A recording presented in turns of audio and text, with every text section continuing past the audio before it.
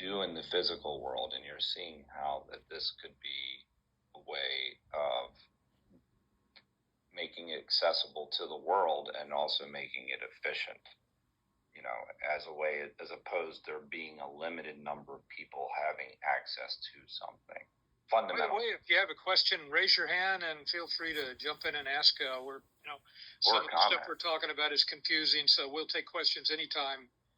I think our timing is good at this point. So. Oh yeah, we're definitely good on timing. So plenty of time. Go ahead, Ira. So feel free to do that. See, Hiro actually has a question. Yes. Can you say something about Claude Shannon and what was it he did? Yes, about that. How does that fit in? We talked a little bit about that. I mean, prior to I guess everybody arriving. That essentially is, that what we're talking about here is essentially information. And he came up with the idea of essentially what is the basis for Boolean logic, and the idea of how information can be actually communicated digitally. And he's the founder of information theory in general. But the idea that money is nothing more than information, it's a signal that is being sent about a transaction that then can be validated digitally, that there's a certain amount of noise that then exists. That how do you get the signal throughout the noise? That information theory is fundamental to that. Right. So, I mean, he added a lot of the logic that can be used in this process. So some of this is, the idea of price signaling itself. The price is a signal, but it doesn't necessarily have to be money, that the information that's being transpired. So that this is information. And that's the distinction between those two things, is that now if you can transfer information in a way that can actually be validated and communicated over digital mediums, well then obviously then that becomes a way of trading and actually decentralizing currency. So he also introduced the binary digit called the bit. Yes. So This was one of the things, and he introduced an entropy formula as well. That's right. So yeah, and that's true. The validity of the information that is actually being transferred actually relates to the chaos that then would subsequently ensue. So, and that's the validity of the signal that you're able to communicate. And so, yeah, that's a very important part of that. It's kind of funny. It kind of reminds me of because I am a vet. When I first reported aboard the submarine in Charleston, South Carolina, it was a World War II diesel electric submarine. And because I was in fire control electronics, the computer, the fire control computer that handled all that was a analog computer, not digital. Had the dials and everything on it. Yeah.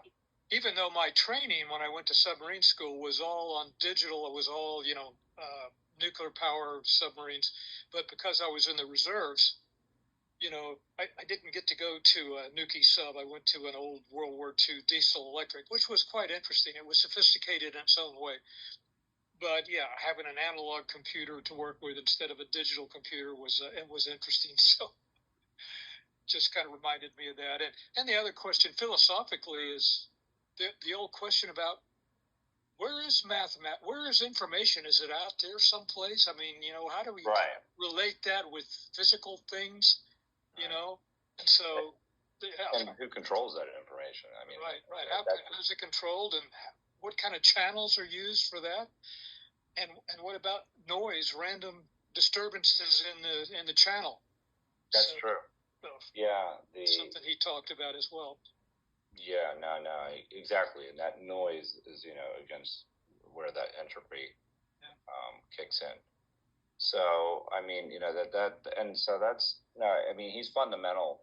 And I think, to be quite honest, and this is something that I am, after a couple, points now that have been made, next week's,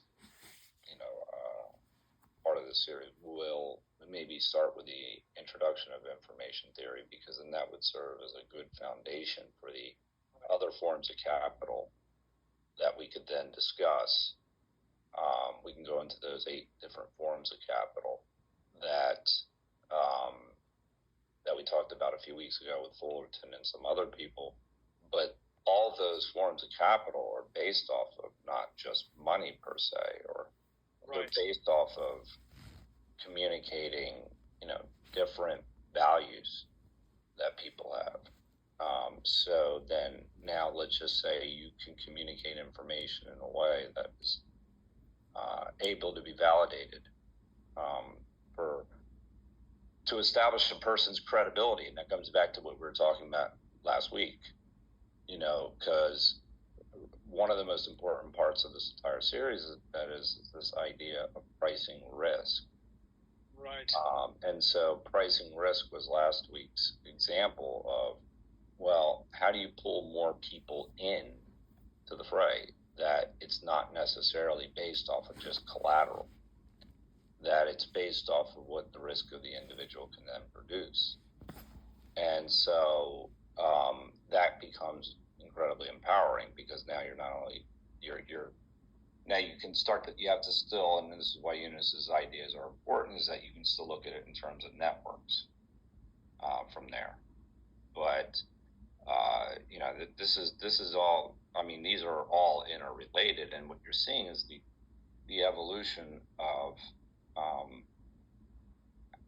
essentially communication itself, but how we and communication itself is how we interact with one another and how we interact. I mean, that a lot of people will argue whether, it's much more complex than this, but, language and communication is one of the things that makes us human.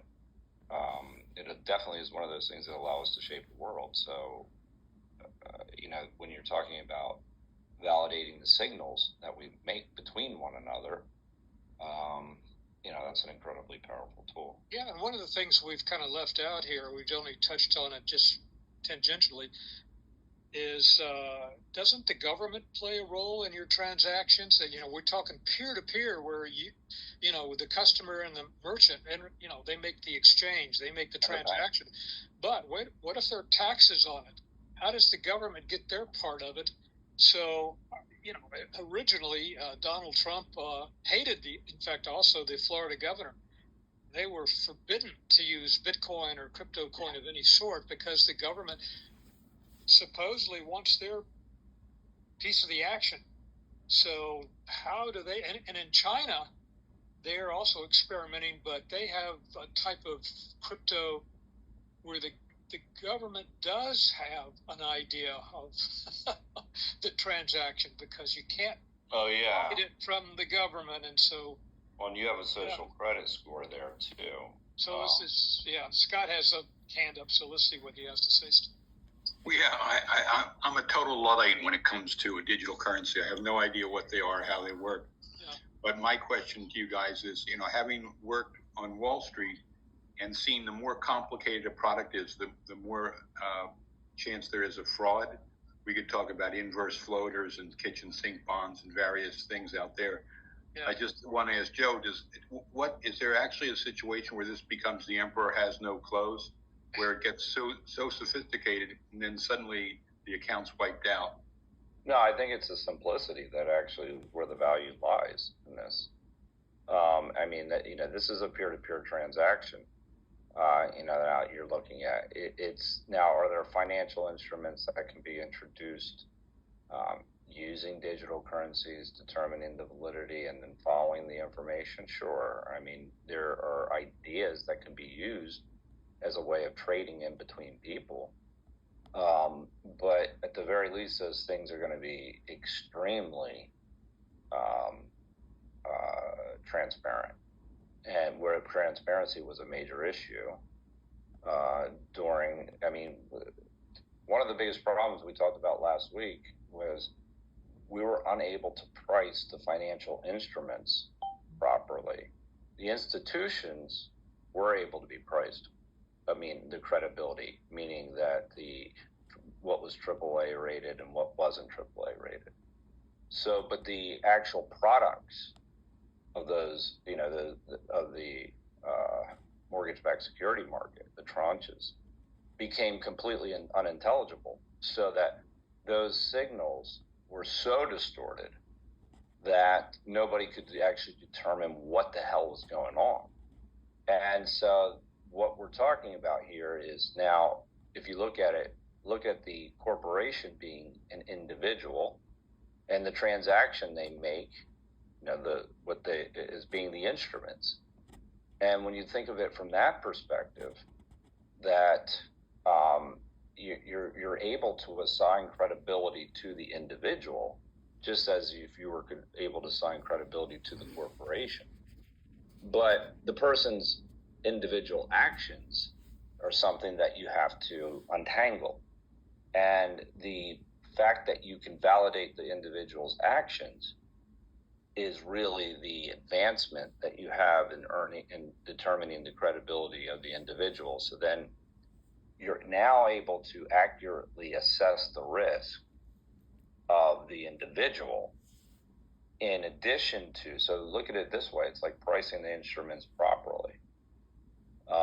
That's one way of looking at it. Now, they do get very complex, but I think that the underlying thing that we need to think about is thinking about this in terms of information is that the inability to actually accurately determine the value of the instruments themselves is what caused the 2008 crisis. And that if the information had been readily apparent, who knows what, there's still an element of irrational behavior that may have overpriced things.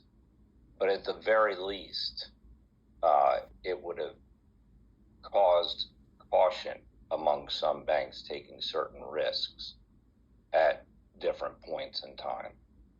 And if you had the right capital requirements and things like that in place, they wouldn't even have been able to take those risks. So, and right laws as well, when we're talking about something like Glass-Steagall. So to your point, is it the emperor has no clothes? No, actually, you're going to see what the emperor is wearing. Right. So Stephen has his hand up. So go ahead, Stephen. Yeah, just commenting on what Joe is saying. Yeah, it was. I was somewhat a student of that, I guess, of the whole thing, the 2008 situation, and I wondered about it because it seemed quite obvious to me that what was going on was, not sustainable. But I was around people over in Charlotte, North Carolina. I just lived a little south of Charlotte, so I talked to some people over there in the banking situation, and how folks just didn't see that was just amazing to me, and the risks that the banks were taking. And from the outside looking in, it just seemed quite obvious that these were tremendous risks that the banks were taking. And if we could have a better way, and maybe this whole blockchain maybe offers that, of just having more transparency and having accurate pricing signals, I think that is the benefit that could come from this. Yeah, the idea that the signal's distorted is really the important part of that. And here's the thing, is that everybody knew what the hell is going on here is impossible to sustain. Mm-hmm. They intuitively knew. Everybody thought that, these prices going up as quickly as they are, it's just not feasible. But nobody knew, and the ones that could time it properly obviously could short short the market and obviously, do pretty well. And essentially, that's people like Michael Berry, who became very famous for that. So, I mean, so you had individuals that could spot it, and you could see the difficulties that later emerged from that. But I mean, now you'll really know that it's not possible, because there's no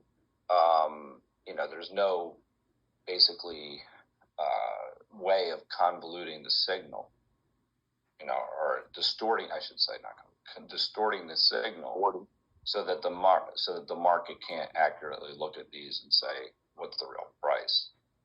And so that's where you could start to say that transparency and markets still do have that relationship, is that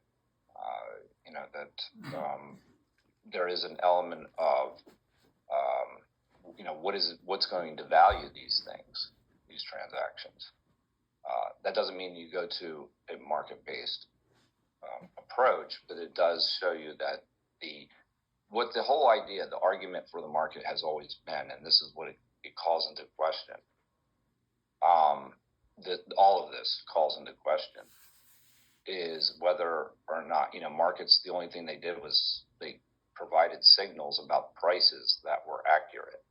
Now, if you can make the information accurate, then that allows you to change the way the system works. Mm-hmm. And essentially, this is what a lot of people are questioning with China. They're like, have they figured out well enough a way of determining that the signal and tied between the information that's being relayed by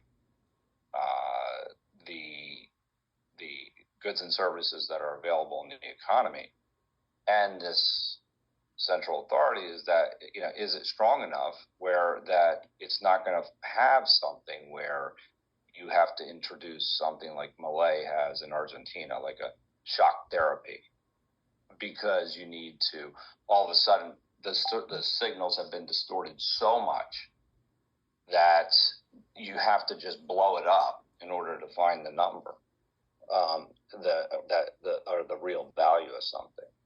Now, it is possible to take this too far, but at the same time, it enables things that we could have never ever imagined before. And this is the idea again of community. Joe, let's go back